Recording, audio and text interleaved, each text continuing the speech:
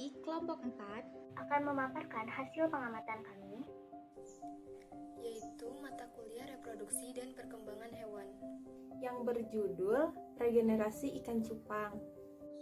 Selamat menonton!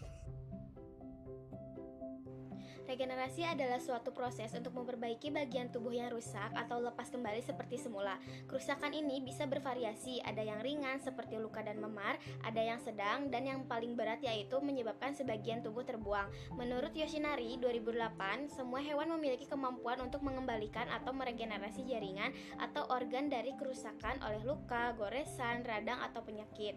Nah, ikan cupang merupakan ikan hias yang paling digemari baik dari kalangan anak-anak hingga dewasa. Nama latin ikan cupang adalah Sneptos pitatus yang termasuk dalam famili Anabatidae yang merupakan ikan berlabirin. Ikan cupang merupakan ikan asli air tawar yang memiliki warna yang menarik, sisik yang cemerlang dan indah, bentuk tubuh yang proporsional dan menawan.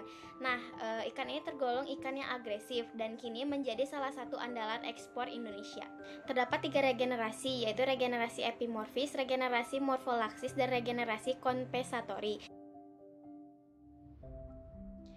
Tujuan praktikum kali ini yaitu mengamati pembentukan hasil regenerasi pada tempat sayatan dan mengikuti perkembangan hingga tercapai bentuk yang serupa dengan keadaan semula. Nur Aulia Fitri akan menjelaskan tentang metode. Untuk metode ini dibagi menjadi 2, yaitu alat dan bahan dan juga cara kerja. Untuk alat dan bahan sendiri itu yang pertama pastinya sampel yang digunakan yaitu berupa ikan dari spesies ikan cupang beta sp sebanyak 4 ekor. Lalu alat selanjutnya itu ada penggaris 1 buah untuk mengukur panjang sirip ekor ikan, lalu ada gunting untuk memotong sirip ekor ikan, lalu ada toples sebanyak 4 buah karena akan diberi 4 pelakuan, lalu ada alat tulis untuk mencatat data, ada air tawar sebagai habitat dari ikan dan juga es batu untuk sebagai pembius ikan ketika ikan dipotong dan juga hidrilla. Nah, lalu yang selanjutnya itu adalah cara kerja. Nah, untuk cara kerja sendiri ini pertama-tama 4 buah toples disiapkan lalu diberi label dengan 4 pelakuan. Yang pertama itu adalah kontrol, lurus, miring, dan juga segitiga. Nah, keempat toples yang sudah disiapkan itu diisi air sebanyak 1/3 bagian lalu diberi hidrilla sedikit. Nah, lalu setelah itu 4 ekor ikan yang sudah disiapkan itu jangan dipotong terlebih dahulu, tetapi dilakukan pengukuran menggunakan penggaris sebagai data untuk panjang awal sirip ekor ikan. Lalu setelah diukur, ikan cupang akan dibius terlebih dahulu menggunakan es batu atau air es. Lalu akan dilakukan pemotongan, yaitu dipotong secara lurus, dipotong secara miring, dan juga dipotong secara segitiga sepanjang 0,5 cm. Hasil pengamatan kelompok kami selama 12 hari dengan pengukuran 4 hari sekali didapat yaitu pada ikan kontrol memiliki panjang awal 2,9 cm, pada ikan lurus dan segitiga panjang awalnya itu 0,7 cm, dipotong 0,5 cm menjadi 0,2 cm, dan pada ikan miring memiliki panjang awal 0,5 cm, dipotongnya itu hanya 0,2 cm dan panjang akhirnya itu menjadi 0,3 cm. Pada hari keempat, semua perlakuan bertambah panjang sebanyak 0,1 cm. Pada ikan kontrol menjadi 3 cm, ikan lurus menjadi 0,3 cm, segitiga menjadi 0,3 cm, dan ikan miring menjadi 0,4 cm. Pada hari ke-8, ikan kontrol tidak bertambah panjang, yaitu tetap 3 cm, pada ikan lurus bertambah 0,1 cm menjadi 0,4 cm, pada ikan segitiga bertambah 0,1 cm menjadi 0,4 cm, pada ikan miring pun bertambah 0,1 cm menjadi 0,5 cm. Pada hari ke-12, ikan kontrol bertambah panjang 0,1 cm menjadi 3,1 cm, ikan lurus bertambah 0,2 cm menjadi 0,6 cm, ikan segitiga dan ikan miring bertambah 0,1 cm. Pada ikan segitiga menjadi 0,5 cm, pada ikan miring menjadi 0,6 cm. Dilihat dari grafik, semuanya itu bertambah naik kecuali ikan kontrol itu pada hari ke-8 tetap.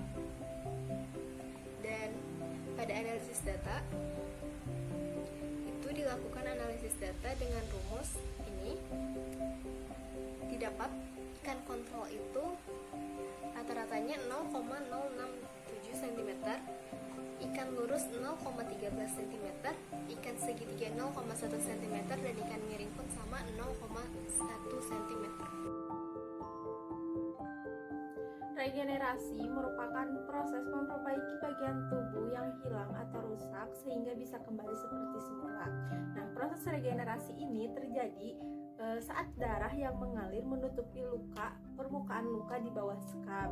Nah, ketika terjadi luka ini, blastema kuncup akan terbentuk pada permukaan bekas luka dan proliferasi sel-sel akan berdiferensiasi secara mitosis.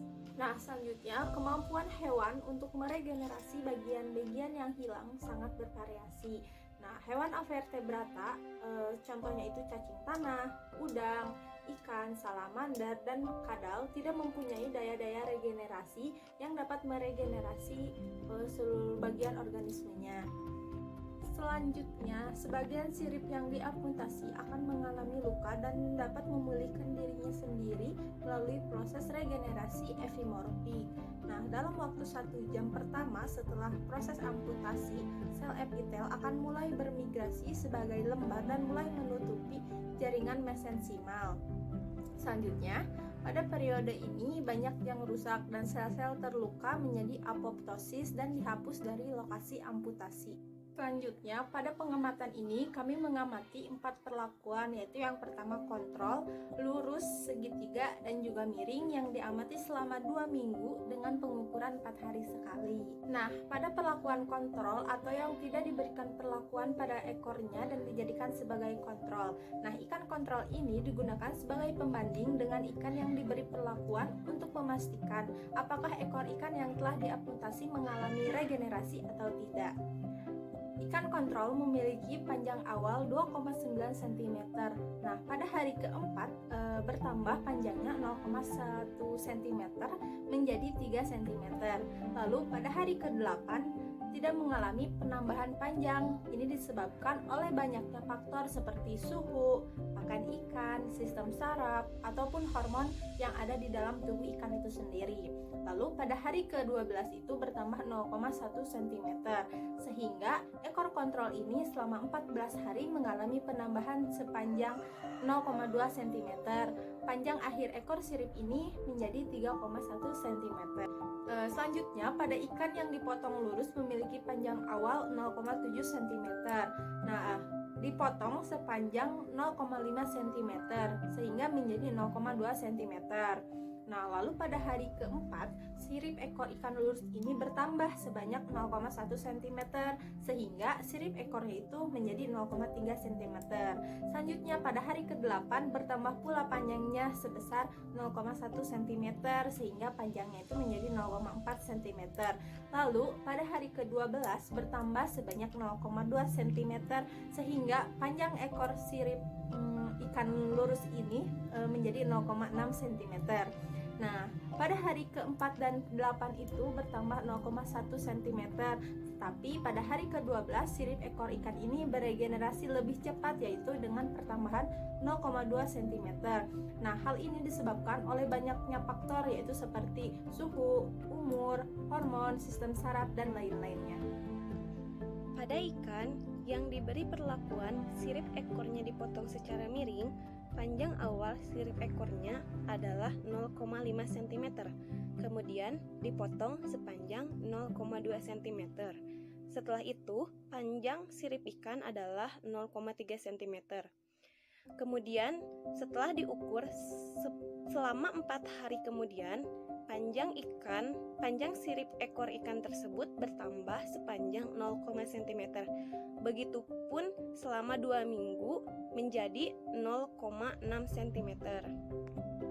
Kemudian, pada ikan yang diberi perlakuan dipotong secara segitiga, sirip ekornya awal panjangnya adalah 0,7 cm. Kemudian, dipotonglah sirip ekor tersebut sepanjang 0, cm menjadi 0,2 cm. Setelah 4 hari kemudian diukur, sirip ekor ikan tersebut bertambah panjang sepanjang 0,1 cm. Begitupun 4 hari kemudian selama 2 minggu. Dalam literatur dijelaskan bahwa pada proses regenerasi sirip ikan, setiap minggunya sirip ikan akan mengalami perpanjangan 0,2 sampai 0,4 cm. Namun, pada sampel kami, ikan bertambah panjang setiap minggunya kurang dari 0,2 cm. Nah, teman-teman semua, proses regenerasi pada hewan ini dipengaruhi oleh beberapa faktor, di antaranya suhu atau temperatur, umur, sistem saraf, serta nutrisi atau asupan yang diberikan kepada hewan tersebut.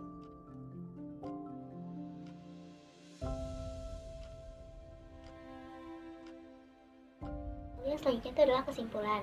Nah, dari hasil pengamatan yang telah dilakukan, maka dapat disimpulkan bahwa regenerasi itu adalah proses memperbaiki bagian tubuh yang rusak atau hilang agar kembali seperti semula. Nah, diperolehlah data dari hasil pengamatan. Untuk ikan kontrol itu panjang sirip ekor awalnya yaitu 3 cm. Lalu untuk hari ke-12 itu bertambah panjang menjadi 3,1 cm. Lalu selanjutnya itu ikan yang diberi perlakuan potong lurus yang awalnya itu memiliki panjang sirip ekor sepanjang 0,7 cm lalu dipotong sebanyak 0,5 cm, maka sirip ekor menjadi 0,2 cm. Nah, pada hari ke-12 bertambah panjang menjadi 0,6 cm. Lalu ikan yang diberi perlakuan potong segitiga itu memiliki panjang awal yaitu 0,7 cm, lalu dipotong sepanjang 0,5 cm menjadi 0,2 cm. Nah, lalu pada hari ke-12 bertambah panjang sirip ekornya yaitu sepanjang 0,5 cm. Lalu selanjutnya itu adalah ikan cupang yang dipotong secara miring. Nah, untuk dipotong secara miring ini panjang sirip ekor awalnya itu 0,5 cm. Nah, dipotongnya itu hanya sepanjang 0,2 cm sehingga menjadi 0,3 cm. Dan pada hari ke-12 sirip ekor bertambah panjang menjadi 0,6 cm. Nah, dari data yang telah disebutkan dapat dipastikan bahwa semua ikan yang diamati itu mengalami pertambahan panjang atau regenerasi. Nah, regenerasi yang terjadi ini tuh bisa dipengaruhi oleh beberapa faktor seperti umur, temperatur atau suhu, asupan makanan, dan lain-lain.